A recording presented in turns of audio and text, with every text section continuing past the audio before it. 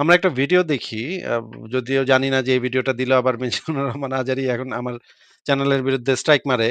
মানে আ হুদাহুদি স্ট্রাইক মারে। ভাই এগুলা তো আপনি বলছেন, এগুলা তো ভাই স্ট্রাইক মারেন কেন? মিজানুর রহমান আজারী সাহেব বা তার চ্যানেল, তার YouTube চ্যানেল যারা চালান, তারা কেন স্ট্রাইক মারেন আমার চ্যানেলের বিরুদ্ধে? আমি তো বুঝতেছি না। কারণ আপনারা তো এগুলা বলছেন, এগুলা তো মিথ্যা কথা না। আমি তো বানায় মানে এগুলা তো মানে ফেক না। ভিডিওগুলা তো সত্য। তাইলে আপনারা এগুলা মানে আমাকে বাজাইতে দেন না কেন? আ বুঝতেছি না। আমি একটা ভিডিও দেখাই, আপনারা একটু দেখেন যে কি বলে। কারো ক্যান্সার দেখে যদি এই দোয়াটা আপনি বিশ্বাসের সাথে পড়েন, জীবনে কোনোদিন ক্যান্সার রোগে আক্রান্ত হবে না। দুর্ঘটনা দেখে যদি পড়েন, ওই দুর্ঘটনা আপনাকে স্পর্শ করবে না। যে কোনো কারো বিপদ দেখে যদি কোনো বিশ্বাসী বান্দা এই দোয়া পড়ে, বিশ্বনবী বলেন লাম ইউসিবহু যালিকাল বালা, ওই বিপদ তাকে আর ধরবে না। উফিয়া মিনহু মিন যালিকাল বালা কাইনাম মা কান, সে যতদিন হায়াত পাবে কোনোদিন ওই বিপদ তাকে স্পর্শ করবে না। অনেক সময় আমরা দেখি হাসপাতালে ক্যান্সারের থার্ড স্টেজে চলে গেছে, লোকটা হ্যাংলা হয়ে চিকন হয়ে হায়রে কি কষ্ট পায়, দেখি না? বিষ্ণু বলে একটা দোয়া যদি কেউ অন্যের কোনো বিপদ দেখে পড়ে, ওই বিপদ তার জীবনে কখনো আসবে না। দুর্ঘটনায় মানুষের মাথা একদিকে, দেহ আরেকদিকে, ব্লিডিং, এরকম হয় না? আল্লাহ তুমি হেফাজত করো। বিশ্বনবী বলেন এই দুর্ঘটনা দেখে কেউ যদি এই দোয়াটা পড়ে, তার জীবনে সে কোনোদিন এরকম অ্যাক্সিডেন্টের সম্মুখীন হবে না। শুনবেন, বিশ্বনবী বলেন অন্যের বিপদ দেখে কেউ যদি পড়ে, আলহামদুলিল্লাহিল্লাযী আফানি মিম্মা বতালাকা বিহি ওয়া ফাদ্দালানি আলা কাসীরিম মিম্মান খালাকা তাফদীলা, মানে প্রশংসা সে আল্লাহর, যে আল্লাহ তাআলা তোমাকে যেই জিনিস দিয়ে পরীক্ষা করেছে আমাকে ওইটা থেকে বাঁচিয়ে দিয়েছে। তোমাকে আল্লাহ যেই বিপদে ফেলেছে আমাকে ওই বিপদ থেকে তিনি মুক্ত রেখেছে, আর তার অনেক সৃষ্টির উপর আমাকে তিনি প্রাধান্য দিয়েছে। সুবহানাল্লাহ পড়েন। যে কোনো বিপদ, কারো ক্যান্সার দেখে যদি এই দোয়াটা আপনি বিশ্বাসের সাথে পড়েন, জীবনে কোনোদিন ক্যান্সার রোগে আক্রান্ত হবেন না। দুর্ঘটনা দেখে যদি পড়েন, ওই দুর্ঘটনা আপনাকে স্পর্শ করবে না। যে কোনো কারো বিপদ দেখে যদি কোনো বিশ্বাসী বান্দা এই দোয়া পড়ে, বিশ্বনবী বলেন লাম ইউসিবহু যালিকাল বালা, ওই বিপদ তাকে আর ধরবে না। উফিয়া মিনহু মিন যালিকাল বালা কাইনাম মা কান, সে যতদিন হায়াত পাবে কোনোদিন ওই বিপদ তাকে স্পর্শ করবে না। এই দোয়াটা পড়তে আচ্ছা, আমরা শুনলাম যে এই একটা দোয়া আছে, তার যেটাই হোক, তুং তাং পুং পুং প্যাং প্যাং পুং পুং চ্যাং চ্যাং চুং, এই কিছু একটা বলবে। কিছু একটা বলে যদি মানে কাউকে যদি দেখে একটা রোগাক্রান্ত, তারপর যদি সে ওই রোগাক্রান্ত রোগীকে দেখে যদি এই দোয়াটা পড়ে, তাহলে সেই রোগ আর তার ভিতরে কখনো মানে কাজই করবে না। আল্লাহ এই জিনিসটা মোহাম্মদ বলে গেছে, এটা কখনোই তাকে তার ভিতরে কাজ করবে না।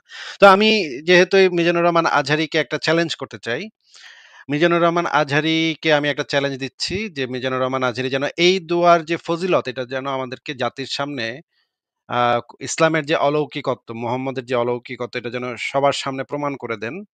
ওনাকে যেটা করতে হবে সেটা হচ্ছে, ওনাকে আমি নিয়ে যাব একজন এইডস রোগীর কাছে। এইডস রোগীকে দেখে উনি এই দোয়াটা পড়বেন। হ্যাঁ? অন্তর থেকে, দিল থেকে এই দোয়াটা পড়বেন। এরপরে আমি যেটা করব যে এইডস রোগীর যে ব্লাড আছে সেই ব্লাডটা নিয়ে আ ওনার শরীরে, ওনাকে একটা ইনজেকশনের মাধ্যমে ওনার শরীরে সেই এইডস এর ইয়াটা আমি প্রবেশ করায় দিব। হুম? এরপরে আমি দেখতে চাই যে ওনার শরীরে সেই এইডস এর জীবাণুটা কাজ করে নাকি কাজ করে না। হুম? ওনার যদি দোয়াটা যদি ক্ষমতাবান হয়, আল্লাহ যদি শক্তিশালী হয়, বা মানে ইসলাম যদি সত্য হয়, তাহলে তো এইডস কাজ করবে না ওনার শরীরে। কারণ ওনার দোয়াটা ওনাকে প্রোটেক্ট করবে সেটা থেকে। আর যদি সেই তাহলে তো আমরা বুঝেই যাব যে ইসলাম সত্য। একটা একদম জলজ্যান্ত প্রমাণ পেয়ে যাব। আর যদি সেটা কাজ করে, তাইলে উনি কি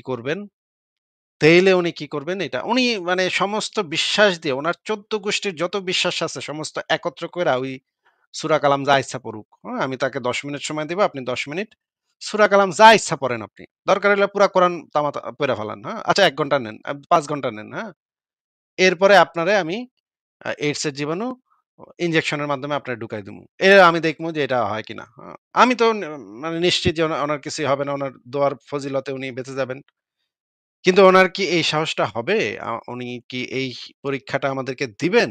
উনি যেই ওয়াজটা করতেছেন, জনগণকে যে জিনিসটা বুঝাইতেছেন, এটা কি উনার উপরে যদি আমরা পরীক্ষা করে দেখি, টেস্ট করি, তাইলে কি উনি সেই টেস্টে আমাদেরকে করবেন? আমাদেরকে সেই পরীক্ষাটা দিয়ে আমাদেরকে প্রমাণ করে দিবেন যে ইসলাম একটা সত্য ধর্ম?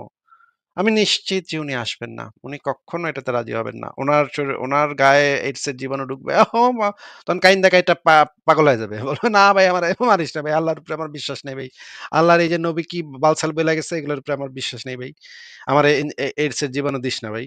এইটা বইলা কান্নাকাটি শুরু করবে। আমি নিশ্চিত উনি এইডস রোগীকে দেইখা যত দোয়া পড়ুক, দোয়া পড়ার পরে যখনই আমি তাকে ইনজেকশন দিয়ে ঢুকাইতে নিবো, তখনই উনি চিৎকার করে কান্না শুরু করবে। "ভাই, ভাই মাফ করে দেন ভাই। না, না ভাই আল্লাহর উপরে বিশ্বাস নাই ভাই। আল্লাহ আছে নাকি নাই এটাই জানি না ভাই। নবী মোহাম্মদ এই পেডোফাইল নবী মোহাম্মদ কি বইলা গেছে না বইলা গেছে এটার উপরে বিশ্বাস আছে?" দেখেন, আচ্ছা মিজানুর রহমান আজহারি তো এটা পরীক্ষা দিতে চাইবে না। আমি নিশ্চিত যে সেই পরীক্ষা দিতে চাইবে না। অন্য কোনো মুমিনও কি বাংলাদেশে নাই যারা এই পরীক্ষাটা কারো কি ইমানটা এত পাকাপোক্ত না? এই যে অনলাইনে যারা মানে কাউমাউ, কাউমাউ করে ধর্ম নিয়া, একটারও কি এই মানে একটাও কি সিনা টান করে আসতে পারে না? যে আমি পরীক্ষা দিমু। এই দোয়ার ফজিলতে আমি ভালো হয়ে যামু। আমার কিচ্ছু কেউ করতে পারব না। কোন রোগ আমারে ধরতে পারব না।